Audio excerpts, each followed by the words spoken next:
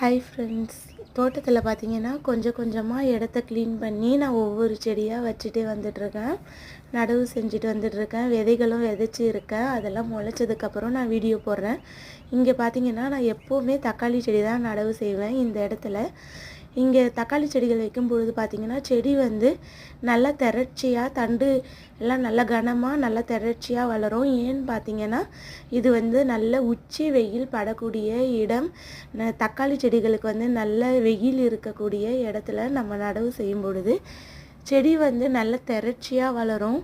இங்கே பார்த்தீங்கன்னா நான் விதைகள் போட்ட செடி வளர்ந்துருந்தது. அதிலிருந்து மூணு செடியாக நான் ஒன்றா சேர்த்து நடவு செஞ்சுருக்கேன். ஒவ்வொரு இடத்துலையும் 3 செடிகள் இருக்குது.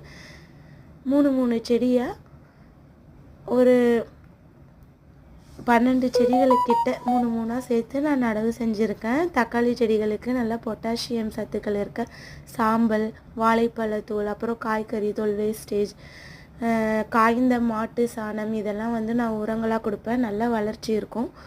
அடுத்ததாக இது நல்லா கொஞ்சம் வளர்ந்ததுக்கப்புறம் நான்